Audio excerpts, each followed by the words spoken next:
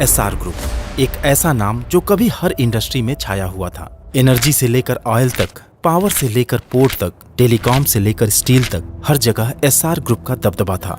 एक समय ऐसा था जब एसआर की तुलना टाटा, बिरला और अंबानी जैसे दिग्गज बिजनेस ग्रुप से होती थी। और अगर ये ग्रुप अगले 10 साल तक और मार्केट में टिका रहता तो शायद आज रिलायंस इंडस्ट्रीज से भी आगे निकल चुका होता। लेकिन उनकी एक गलती की वजह से लाखों करोड़ों का ये बिजनेस एम्पायर मिट्टी में मिल गया। जो कंपनी कभी अंबानी का कॉम्पिटिटर हुआ करता था, आज ज्यादातर लोग उसका नाम तक नहीं जानते, शायद आप भी नहीं। कभी उन पर अपने बिजनेस राइवल्स के फोन टैप करने का इल्जाम लगा तो कभी 2G स्कैम में उनका नाम आया। कर्ज का आंकड़ा बढ़कर 2 लाख करोड़ को भी पार कर गया। लेकिन एसआर की कहानी बाकी कंपनीज की तरह सिर्फ राइज एंड फॉल की नहीं है। इस कंपनी ने कमबैक किया और दोबारा से $1 बिलियन कंपनी खड़ी कर दी। तो आइए आज की वीडियो में जानते हैं एसआर ग्रुप की पूरी कहानी, उसके राइज, फॉल और फिर उस धमाकेदार कमबैक की पूरी दास्तान।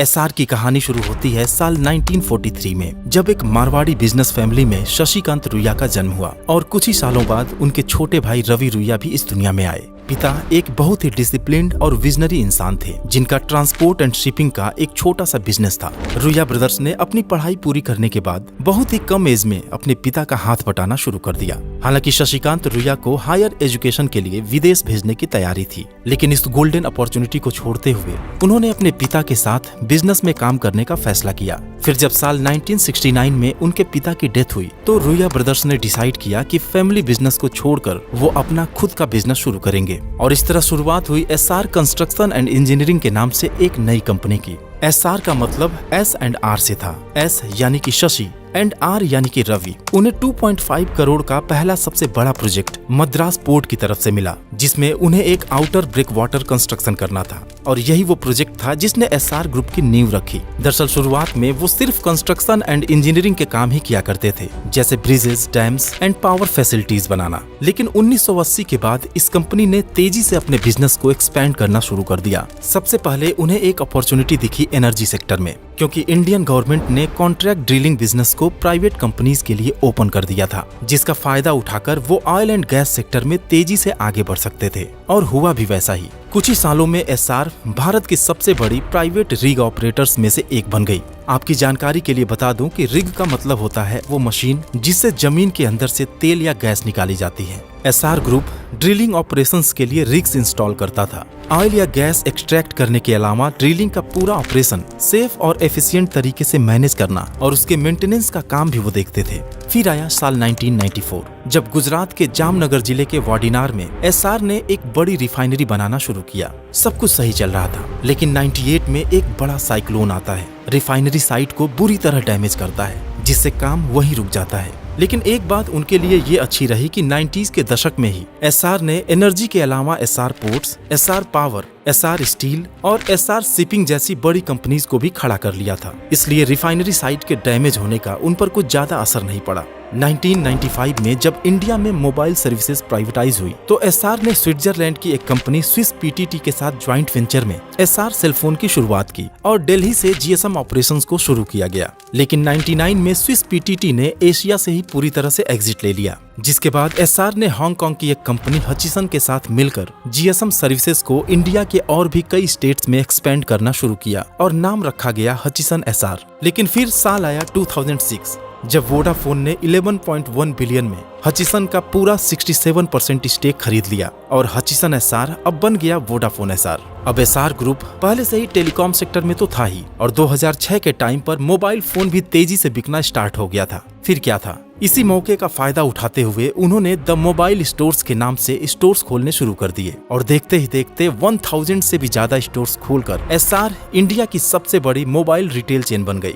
फिर आया साल 2011, जब टेलीकॉम में बढ़ते कंपटीशन और गवर्नमेंट के नए नए रूल्स की वजह से रुइया ब्रदर्स को टेलीकॉम का फ्यूचर डार्क लगने लगा और उन्होंने एसआर में अपने बचे हुए 33% शेयर्स को $5 बिलियन में बेचकर टेलीकॉम सेक्टर से पूरी तरह एग्जिट हो गए। इस डील को उस समय के टेलीकॉम सेक्टर का सबसे सक्सेसफुल एग्जिट माना जाता है। और दोस्तों, जब एसआर ने एनर्जी सेक्टर में अपना पैर जमाया तो साथ ही साथ उसने एसआर पावर के नाम से पावर प्रोजेक्ट्स में भी कारोबार शुरू कर दिया था और 91 में ये ग्रुप इंडिया का पहला इंडिपेंडेंट पावर प्रोड्यूसर बन गया था। और यही नहीं, इन्होंने गुजरात के अलावा मध्य प्रदेश, ओडिशा और इंटरनेशनल लेवल पर कनाडा तक अपने पावर प्लांट्स बना लिए थे। अभी तक सब कुछ सही चल रहा था। जिस चीज को ये छू रहे थे वो जैसे सोना बन जा रहा था। चाहे वो टेलीकॉम का बिजनेस हो, पोर्ट्स का बिजनेस हो, पावर का हो या शिपिंग का, हर चीज तेजी से ग्रो कर रही थी। लेकिन इन सब के साथ ही उन्होंने एसआर स्टील की भी शुरुआत की थी, जो उनके जिंदगी में मुसीबत लेकर आने वाली थी। कहानी में ऐसा ट्विस्ट आने वाला था कि सुनकर आपके होश उड़ जाएंगे। दरअसल हुआ क्या था कि उनका स्टील का बिजनेस ठीक चल रहा था, लेकिन रुया ब्रदर्स ने सोचा कि अब एसआर स्टील को नए तरीके से चलाने की जरूरत है और यही समय है स्टील सेक्टर में एक नया बेंचमार्क सेट करने का।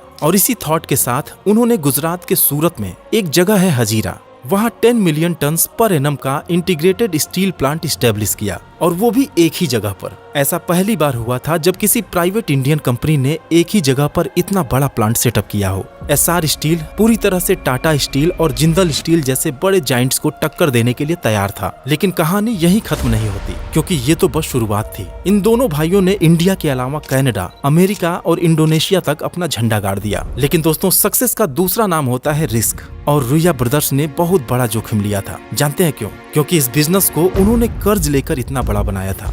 इकोनॉमिक टाइम्स की एक रिपोर्ट के अकॉर्डिंग साल 2002 तक केवल एसआर स्टील के ऊपर 2800 करोड़ का कर्ज था। लेकिन वे यहाँ भी नहीं माने। उनका प्लान था और कर्ज लेकर इस बिजनेस को और बड़ा बनाने का। लेकिन नेचुरल गैस की नॉन अवेलेबिलिटी और एनवायरमेंटल अप्रूवल्स में डिले की वजह से उनका एक्सपेंशन प्लान फेल होता गया और साल 2015 तक एसआर स्टील पर 49,000 करोड़ का कर्ज हो गया। इस समय company serious liquidity issue face कर रही थी, क्योंकि कमोडिटी के प्राइस डाउन हो गए थे और उनका एक्सपेंशन प्लान भी फेल हो गया था। एसआर के जो लेंडर्स थे, आईसीआईसीआई एंड एसबीआई, वो ये प्लान कर रहे थे कि इस डेट को इक्विटी में कन्वर्ट कर लिया जाए। लेकिन रुया ब्रदर्स ने बोला कि वो कंपनी को बेचना चाहते हैं। एसआर के एक्विजिशन के लिए 2 बायर्स सामने आए, आर्सेलर मित्तल और वेदांता। लेकिन फिर आता है कहानी में ट्विस्ट ये था कि दोनों बायर्स कंपनी खरीदने के लिए एलिजिबल ही नहीं थे, और उनसे जब ये बोला गया तो आर्सेलर मित्तल सुप्रीम कोर्ट चला गया। लेकिन कोर्ट ने ये ऑर्डर दिया कि आपको अपने ऊपर के सारे कर्ज पहले चुकाने होंगे, तभी आप एसआर स्टील को खरीद सकते हैं। उसके बाद आर्सेलर मित्तल ने अपना 7,500 करोड़ का सारा लोन रीपे किया, और फाइनली 16 दिसंबर 19 को सुप्रीम कोर्ट के अप्रूवल के बाद आर्सेलर मित्तल ने एसआर स्टील को एक्वायर कर लिया, और एसआर स्टील अब बन गया Arcelor Mittal Nippon steel India limited, क्योंकि यह ज्वाइंट वेंचर था आर्सेलर मित्तल और निप्पॉन स्टील कॉर्पोरेशन के बीच। अब आप सोच रहे होंगे कि एसआर ग्रुप का सिर्फ स्टील वाला बिजनेस बिका था, तो आखिर और बिजनेसेस का क्या हुआ?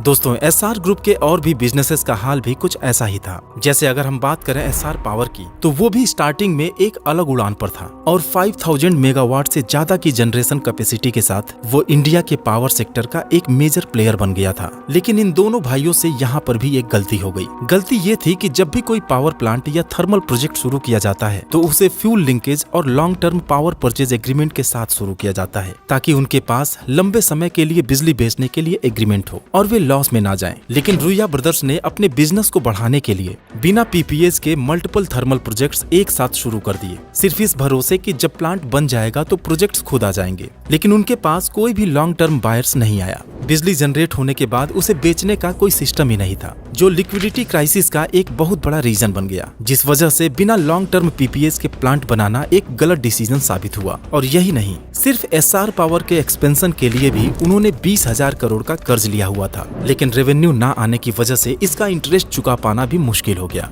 रही सही कसर साल 2014 में तब पूरी हो गई, जब करप्शन और इलीगल एलोकेशन के चलते सुप्रीम कोर्ट ने 204 कोल ब्लॉक्स को कैंसिल कर दिया, जिसमें एसआर पावर का झारखंड ब्लॉक भी शामिल था, जिसकी वजह से यह प्रोजेक्ट अधूरा ही रह गया। साथ ही उनके कुछ पावर प्रोजेक्ट्स जो इम्पोर्टेड कोल पर डिपेंडेंट थे, वो भी कोल के ग्लोबल प्राइस बढ़ने से धीरे धीरे बंद होते चले गए। इसके अलावा गवर्नमेंट का बार बार पॉलिसी चेंज करना, एनवायरमेंटल क्लियरेंस और स्टेट अप्रूवल्स में डिले जैसे और भी ढेर सारे रीजंस थे, जिसने एसआर पावर को बर्बाद कर दिया। लेकिन दोस्तों, अगर प्रॉब्लम सिर्फ एसआर पावर और एसआर स्टील तक ही सीमित होती, तब भी वो इन 2 कंपनीज को छोड़कर बाकी कंपनीज को ग्रो कर लेते। लेकिन उनके सभी बिजनेसेस का हाल भी ऐसा ही था। जैसे कि अगर हम एसआर पोर्ट्स की ही बात करें, जो एसआर ग्रुप के और बिजनेसेस जैसे ऑयल एंड स्टील को लॉजिस्टिक्स प्रोवाइड करता था, वो भी सिग्निफिकेंटली ग्रो किया। उसने अपनी हैंडलिंग कैपेसिटी को 140 मिलियन टन तक बढ़ाया और उसे 194 मिलियन टन तक बढ़ाने का प्लान भी था। लेकिन फिर यहाँ पर भी कर्ज की मार पड़ गई। एसआर ने इसके भी एक्सपेंशन के लिए भारी भरकम कर्ज ले रखा था, जिसे समय पर ना चुका पाने के कारण कंपनी को अपने कुछ इंपॉर्टेंट एसेट्स बेचने पड़े।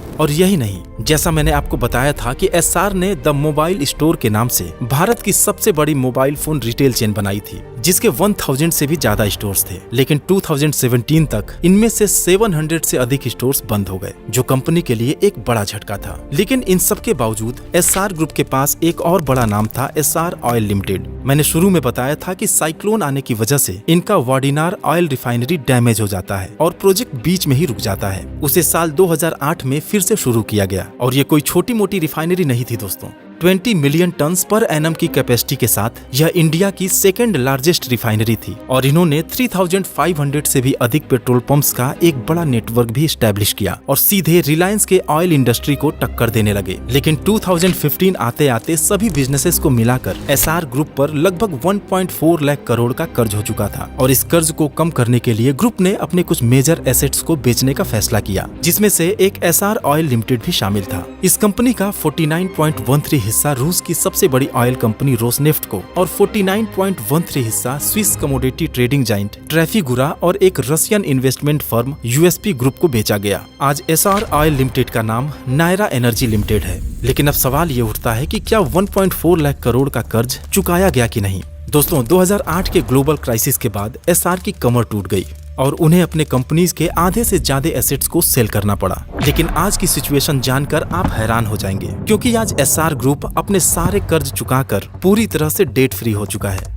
लेकिन रुकिएगा, कहानी अभी खत्म नहीं हुई है। असली कहानी तो अब शुरू होने वाली है। एसआर की हालत देख बहुत सारे इंडस्ट्रियलिस्ट ने सोचा कि चलो रास्ता साफ हुआ, एक बड़ा कंपटीटर रास्ते से हट गया। लेकिन उन्हें क्या पता था कि रुइया फैमिली ने कभी गेम छोड़ा ही नहीं था। वे तो बस एक नए अवतार में वापस आने की तैयारी कर रहे थे। एसआर 2.0 एक नई सोच, एक नई टीम और फिर से एक बड़ा विजन लेकर आया। लेकिन अब कुर्सी पर रुइया ब्रदर्स नहीं बल्कि उनके बेटे थे। सबसे पहला धमाका किया यूके में, जहां स्टैनलो रिफाइनरी को बाय किया और उसे बदलकर एसआर एनर्जी ट्रांजिशन हब बना दिया। एक ऐसा हब जहां हाइड्रोजन, ग्रीन फ्यूल्स और कार्बन कैप्चर जैसे क्लीन एनर्जी सॉल्यूशंस बनाए जा रहे हैं और इसके लिए लगभग 1.2 बिलियन डॉलर्स का इन्वेस्टमेंट भी हुआ और यह यूके का सबसे बड़ा हाइड्रोजन प्रोजेक्ट बन गया। फिर इंडिया में भी एक बोल्ड स्टेप लिया और रानीगंज वेस्ट बंगाल में 3000 करोड़ लगाकर भारत का पहला कॉमर्शियल सीबीएम गैस प्रोजेक्ट खड़ा किया। आज SR oil and gas Bharat के सीबीएम गैस प्रोडक्शन का 65% हिस्सा देता है।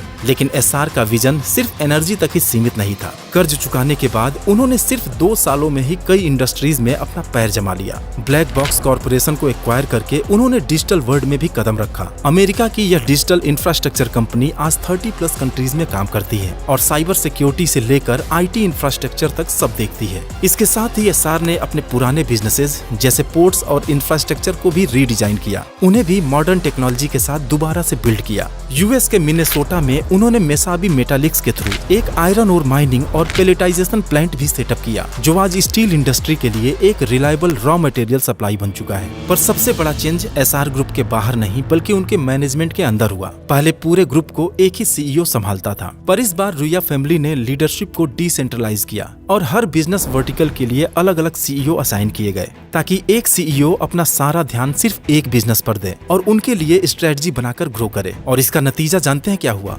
एसआर 2.0 का एनुअल रेवेन्यू $15 बिलियन तक पहुंच गया। एसआर ने गलतियां की, गिर कर सीखा, लेकिन सबसे बड़ी बात, वे समय के साथ चलना सीख गए। Thanks for watching.